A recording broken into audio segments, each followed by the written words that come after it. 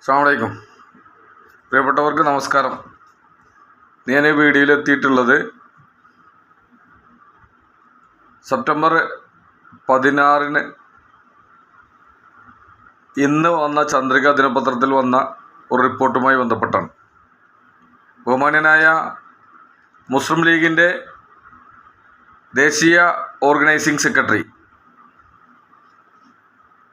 Indian പാർലമെൻറ്റിനകത്ത് ഇന്ത്യയിലെ 25 കോടിയോളം വരുന്ന മുസ്ലിം ജനവിഭാഗത്തിനും അതിനേക്കാളുപരിയായി ഇന്ത്യയിലെ 60% വരുന്ന മറ്റു പിന്നോക്കക്കാർക്കും വേണ്ടി ഇന്ത്യൻ പാർലമെൻറ്റിനകത്ത് ഘോരയുദ്ധം നടത്തി കൃത്യമായി രാജ്യത്തെ വിവിധ വിഷയങ്ങളിൽ മുസ്ലിങ്ങളാദി പിന്നോക്ക ജനവിഭാഗത്തിന് വരുന്ന എല്ലാ വിഷയങ്ങളിലും കൃത്യമായി ഇടപെട്ടുകൊണ്ട് പാർലമെൻറ്റിലെ ഒരു ഇടിനാദമായി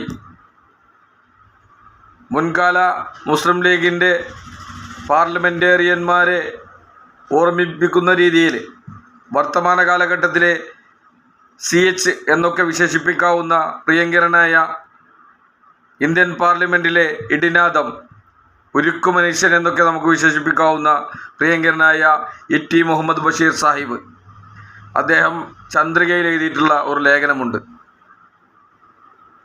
കൃത്യമായി തന്നെ സുപ്രീം കോടതിയിലെ വെളിച്ചം എന്ന തലക്കെട്ടിൽ പ്രിയങ്കരനായ ET മുഹമ്മദ് ബഷീർ സാഹിബ് എഴുതിയിട്ടുള്ള ലേഖനം ഞാൻ നിങ്ങൾക്ക് മുമ്പിൽ എത്തിക്കുകയാണ്. എല്ലാവരെയും പ്രിയപ്പെട്ട പ്രേക്ഷകർക്ക് വേണ്ടി ഈ വീഡിയോ ഞാൻ നിങ്ങൾക്ക് മുമ്പിലെത്തിക്കുന്നു. കൃത്യമായി ഏറ്റവും സുപ്രധാനമായ വഖഫ് വിഷയവുമായി ബന്ധപ്പെട്ട് ഉള്ള ഒരു ലേഖനമാണ്. നിങ്ങൾ കൃത്യമായി കേൾക്കണം എന്നുകൂടി ഈ സമയത്ത് ഉണർത്തുകയാണ്. അതോടൊപ്പം തന്നെ മറ്റുള്ളവർക്ക് ഷെയർ ചെയ്തുകൊണ്ടും എല്ലാവരിലേക്കും എത്തിക്കാൻ ഇതുപോലുള്ള സുപ്രധാന വിഷയങ്ങൾ ഇന്ത്യൻ യൂണിയൻ മുസ്ലിം ലീഗ് പാർട്ടി കൃത്യമായി എടുക്കുന്ന നിലപാടുകളെക്കുറിച്ചും കൃത്യമായ വിഷയങ്ങളെക്കുറിച്ചൊക്കെ കൃത്യമായി ഇതിൽ പ്രതിപാദിക്കുന്നുണ്ട്. ഏതായാലും ഞാൻ കൂടുതൽ പറഞ്ഞുകൊണ്ട് സമയം കവർന്നെടുക്കുന്നില്ല. ഞാൻ വിഷയത്തിലേക്ക് കടക്കുകയാണ്. കോടികളുടെ വഖഫ് സ്വത്തുക്കളിൽ കണ്ണുവെച്ചും മുസ്ലിംകളെ രണ്ടാം തരം പൗരന്മാരായി പാർശ്വവൽക്കരിക്കാനും ലക്ഷ്യമിട്ട് കേന്ദ്ര സർക്കാർ കൊണ്ടുവന്ന വഖഫ് ഭേദഗതി നിയമത്തിൻ്റെ ദുഷ്ടലാക്ക് പരമോന്നത കോടതി തന്നെ സ്ഥിരീകരിച്ചിരിക്കുന്നു. ഭരണഘടനയുടെ അടിസ്ഥാന തത്വങ്ങളെ കാറ്റിൽ പറത്തി പാർലമെൻറ്റിലെ ഭൂരിപക്ഷമെന്ന ആയുധം ഉപയോഗിച്ച് നടത്തിയ ഹീനമായ ശ്രമത്തിനെതിരെയാണ് സുപ്രീം കോടതി വടിയെടുത്തത്. പ്രധാനപ്പെട്ടതും പ്രഹരശേഷി കൂടിയതുമായ 3 കാര്യങ്ങളാണ് chief justice BR Gavai, justice Augustine George Masih എന്നിവരുൾപ്പെട്ട ബെഞ്ച് സ്റ്റേ ചെയ്തത്. കൂടാതെ പുതിയ വഖഫ് നിയമത്തെ കുറിച്ചുള്ള ആശങ്കകളെ മുഖവിലക്കെടുത്ത് ചില സുപ്രധാന നിർദ്ദേശങ്ങളും കോടതി മുന്നോട്ട് വെച്ചു. പാർലമെൻറ്റിലും പുറത്തും ഇന്ത്യ മുന്നണി ഉയർത്തിയ വാദങ്ങൾ വ്യക്തതയുള്ളതായിരുന്നുവെന്നാണ് കോടതി വിധി അടിവരയിട്ടത്.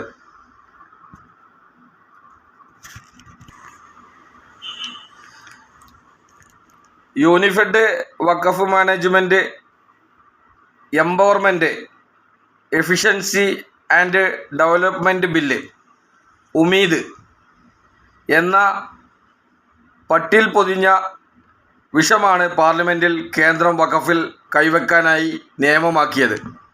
20 കോടിയോളം വരുന്ന രാജ്യത്തെ മുസ്ലിങ്ങളുടെ വിശ്വാസത്തെ നേരിട്ട് ബാധിക്കുന്ന നിയമനിർമ്മാണം ആ വിഭാഗത്തിൽ നിന്നുള്ള ഏതെങ്കിലും സംഘടനകളുടെയോ പാർലമെൻറ്റ് അംഗങ്ങളുടെയോ ആവശ്യപ്രകാരം അല്ലായിരുന്നു. വഖഫ് ഭേദഗതി ബില്ല് അവതരിപ്പിച്ചത് മുതൽ ഈ ബില്ലിലെ ജനാധിപത്യ വിരുദ്ധവും മതസ്വാതന്ത്ര്യ വിരുദ്ധവുമായ നിരവധി നിർദ്ദേശങ്ങൾക്കെതിരെ മുസ്ലിം ലീഗ് പാർലമെൻറ്റിലും പുറത്തും ശക്തമായ പോരാട്ടമാണ് നടത്തിയത്. പ്രതിപക്ഷ കക്ഷികളെയെല്ലാം വിഷയത്തിൻ്റെ ഗൗരവം ബോധ്യപ്പെടുത്താനും ഒറ്റക്കെട്ടായി അണിനിരത്താനും സാധിച്ചു. പാർലമെൻറ്റിൽ ഉത്തരമില്ലാതായപ്പോൾ ബില്ല് JPCക്ക് വിട്ട് ഇഷ്ടക്കാരെയും കേന്ദ്രത്തിൻ്റെ ഇംഗിതത്തിന് വഴങ്ങുന്നവരെയും മാത്രം ആ സമിതിയിൽ കുത്തിനിറച്ചു. മാസങ്ങൾക്ക് ശേഷം പ്രതിപക്ഷത്തിൻ്റെ എല്ലാ ഭേദഗതികളും തള്ളിയുള്ള ബില്ല് വീണ്ടും സഭയിലെത്തി. 1995 വഖഫ് നിയമം പൊതുവെ മികച്ചതും കാര്യമായ തർക്കം സർക്കാരിനോ വിശ്വാസികൾക്കോ ഇല്ലാത്തതുമായിരുന്നു. ചെറിയ ചില പഴുതുകൾ പോലും ശരിയായി പരിഹരിക്കാൻ UPA സർക്കാർ ശ്രമിക്കുകയും ചെയ്തിരുന്നു. ആ സുരക്ഷാ കവചമാണ് ഭരണകൂടം നിയമ ബുൾഡോസർ കൊണ്ട് തകർക്കാൻ ശ്രമിച്ചത്. വഖഫ് സംവിധാനങ്ങളെ ഉന്മൂലനം ചെയ്യാനും മുസ്ലിം ന്യൂനപക്ഷത്തെ അരികുവൽക്കരിക്കാനുമുള്ള കരിനിയമം ജനാധിപത്യ ധ്വംസനവും മതസ്വാതന്ത്ര്യത്തിനെതിരെയുള്ള കടന്നുകയറ്റവുമാണെന്നതിൽ ആർക്കും സംശയമുണ്ടാവില്ല. ഭരണഘടനയുടെ അനുച്ഛേദം 13, 15, 25, 26, 30 എന്നിവയുടെ നഗ്നമായ ലംഘനം സംഘപരിവാറിൻ്റെ ഗൂഢപദ്ധതി മാത്രമാണ്. അവർക്കാണെങ്കിൽ ഭരണഘടനയിൽ വിശ്വാസമില്ല താനും. ഇത്രയും ഇന്ത്യ മുന്നണിയിലെ എല്ലാ കക്ഷികളും ഏകസ്വരത്തോടെയും ഒരേ മനസ്സോടും കൂടി ബില്ലിനെ അതിശക്തമായി എതിർത്തപ്പോൾ പുലർച്ചെ വരെ നീണ്ട വാദപ്രതിവാദത്തിന് ശേഷമാണ് ലോക്സഭയിൽ പാസ്സായത്. 288 പേർ ബില്ലിനെ അനുകൂലമായും 232 പേർ എതിരായും വോട്ട് രേഖപ്പെടുത്തിയതാണ്. ഭരണഘടനയെ റദ്ദാക്കാനുള്ള കുറുക്കുവഴിയില്ലെന്ന് ഇനിയെങ്കിലും മോദി സർക്കാർ തിരിച്ചറിയണം. രാജ്യത്ത് ആയിരക്കണക്കിന് ട്രസ്റ്റുകൾ, ഡീലുകൾ, എൻഡോമെൻറ്റുകളെല്ലാം ഉണ്ടെങ്കിലും വഖഫിനെ മാത്രം ഒറ്റതിരിച്ച് നിയമപരമായി ഉന്മൂലനം ചെയ്യാൻ ഗാന്ധിയുടെ ഇന്ത്യയിൽ വേഗത്തിൽ കഴിയില്ല. നെഹ്റുവും അംബേദ്കറും കായിദെ-മില്ലത്തും അത്രയും ശക്തമായ അസ്ഥിവാരത്തിലാണ് ഭരണഘടന കെട്ടിയുയർത്തിയത്. ദൈവികമായ ആഗ്രഹത്തോടെ, ഉദ്ദേശ ലക്ഷ്യത്തോടെ സമർപ്പിക്കപ്പെട്ട ഭൂമികളുടെ അധികാരത്തിൽ മറ്റു വിഭാഗങ്ങൾക്കും ക്രയവിക്രയ അധികാരം നൽകുന്നത് എങ്ങനെ നീതീകരിക്കും? മുസ്ലിം ന്യൂനപക്ഷത്തിൽ നിന്ന് വഖഫ് തട്ടിയെടുക്കാനുള്ള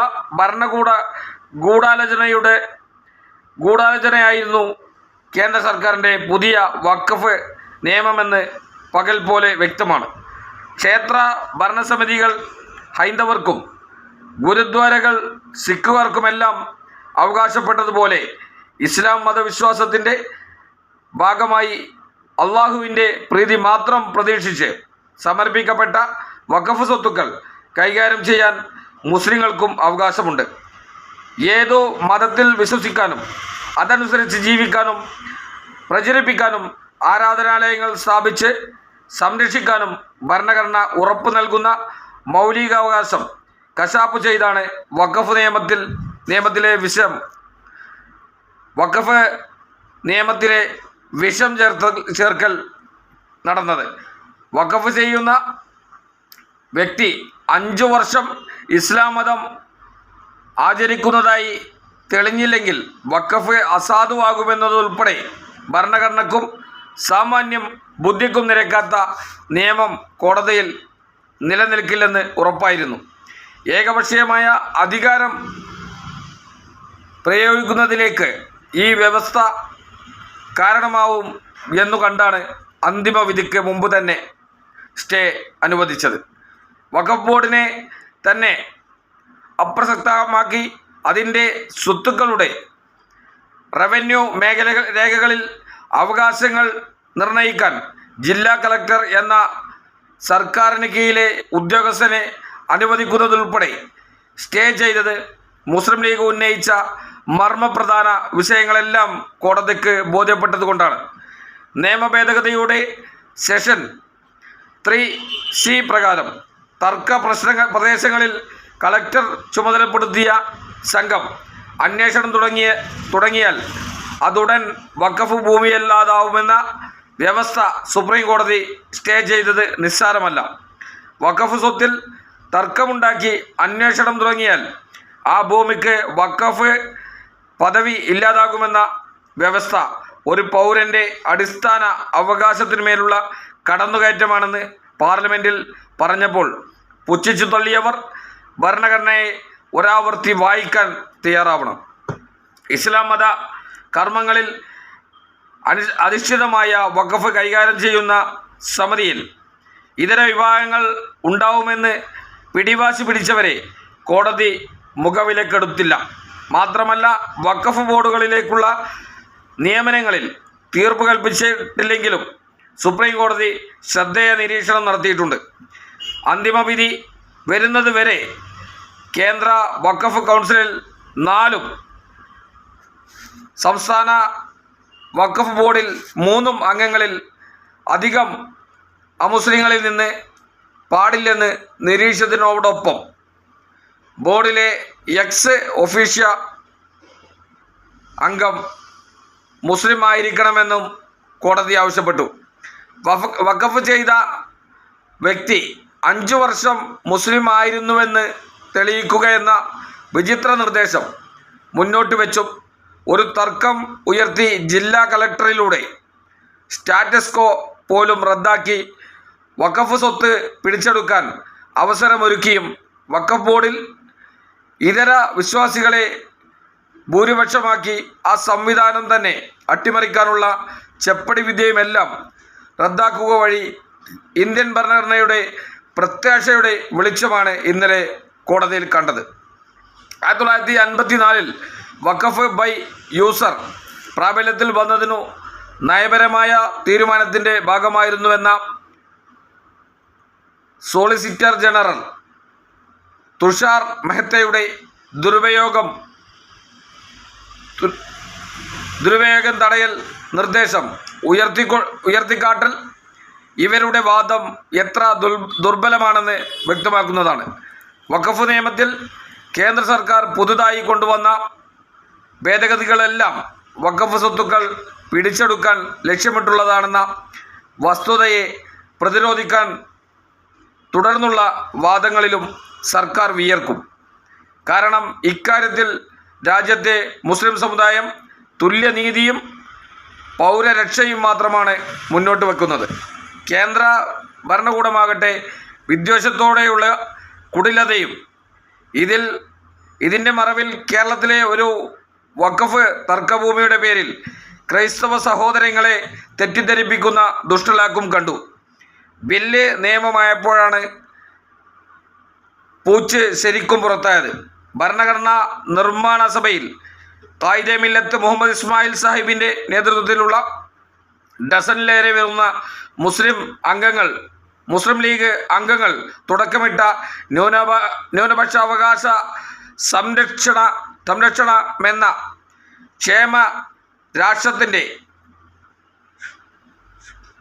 ക്ഷേമരാഷ്ട്രത്തിൻ്റെ ആണിക്കല്ലിൻ്റെ തണലിലാണ് ഇക്കാലമത്രയും ന്യൂനപക്ഷം തല ഉയർത്തിപ്പിടിച്ചു നിന്നത്.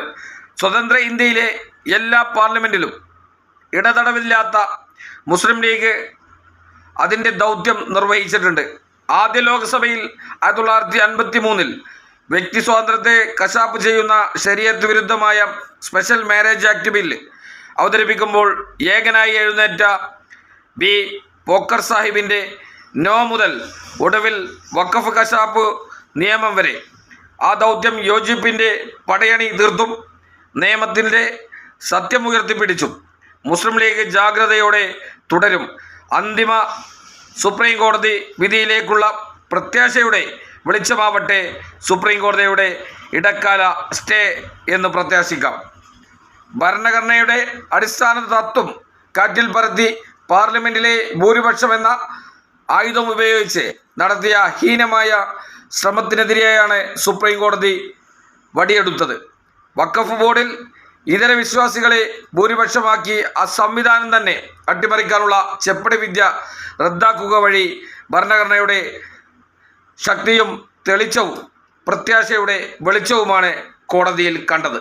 ബഹുമാന്യനായ ഇ.ടി. മുഹമ്മദ് ബഷീർ സാഹിബ്, ഇന്ത്യൻ യൂണിയൻ മുസ്ലിം ലീഗിൻ്റെ ദേശീയ ഓർഗനൈസിംഗ് സെക്രട്ടറി, ഞാൻ നേരത്തെ സൂചിപ്പിച്ചതുപോലെ തന്നെ ഇന്ത്യൻ പാർലമെൻറ്റിനകത്ത് മുസ്ലിങ്ങളാദി പിന്നോക്ക ജനവിഭാഗത്തിനും വേണ്ടി ശക്തമായി കൃത്യമായി കിട്ടേണ്ട അവകാശങ്ങൾക്ക് വേണ്ടി ശക്തമായി പ്രതികരിച്ചുകൊണ്ട് മുന്നോട്ട് പോകുന്ന പ്രിയങ്കരനായ നേതാവ്, ഇന്ത്യൻ മുസൽമാൻ്റെ മനസ്സാകുന്ന മാണിക്യ കൊട്ടാരത്തിലെ കിരീടം വെക്കാത്ത സുൽത്താൻ, പ്രിയങ്കരനായ ഇ ടി മുഹമ്മദ് ബഷീർ സാഹിബ് കൃത്യമായി ഇന്ത്യൻ പാർലമെൻറ്റിലെ ഘോര ശബ്ദം ഇന്ന് ചന്ദ്രികയിൽ എഴുതിയ ലേഖനം, പ്രിയങ്കരനായ ഇ ടിയുടെ ഈ ലേഖനം നിങ്ങൾക്ക് മുന്നിൽ എത്തിക്കാൻ കഴിഞ്ഞത് വളരെ സന്തോഷമായി ഞാൻ കണക്കാക്കുകയാണ്. ഈ ഒരു വീഡിയോ, പ്രത്യേകിച്ച് ഈ വഖഫ് വിഷയവുമായി ബന്ധപ്പെട്ട ഒരു വീഡിയോ നിങ്ങൾക്ക് മുമ്പിൽ എത്തിക്കാൻ കഴിഞ്ഞത് വളരെ സന്തോഷമായി കണക്കാക്കുകയാണ്. എല്ലാവർക്കും ഇന്നത്തെ ഈ വീഡിയോ നിങ്ങളെല്ലാവരും കൃത്യമായി കേട്ടുകൊണ്ട് വഖഫ് വിഷയവുമായി ബന്ധപ്പെട്ട് കൃത്യമായി പാർലമെൻറ്റിനകത്ത് അതോടൊപ്പം തന്നെ പാർലമെൻറ്റിന് പുറത്തും കൃത്യമായി വിഷയത്തിൽ ഇടപെട്ടുക ബഹുമാന്യനായ ഇ ടി മുഹമ്മദ് ബഷീർ സാഹിബ്, അദ്ദേഹത്തിൻ്റെ നിരീക്ഷണം കൃത്യമായി ഇതിൽ പ്രതിപാദിക്കുന്നുണ്ട്. നിങ്ങൾ മുഴുവനും കേട്ടുകൊണ്ട് ഷെയർ ചെയ്തുകൊണ്ട് ഇത് എല്ലാവരിലേക്കും എത്തിക്കണമെന്ന് കൂടി അഭ്യർത്ഥിച്ചുകൊണ്ട് എൻ്റെ ഈ വാക്കുകൾ അവസാനിപ്പിക്കുകയാണ്. ഇതുപോലെയുള്ള സുപ്രധാന വിഷയങ്ങളുമായി ചരിത്രങ്ങളുമായി വീണ്ടും ഞാൻ നിങ്ങളുടെ മുന്നിലെത്തിക്കുന്നവരേക്കും എല്ലാവർക്കും നന്ദി, നമസ്കാരം. അസ്സലാമു അലൈക്കും വറഹ്മത്തുള്ളാഹി തആല വബറകാതുഹു. മഅസ്സലാമ.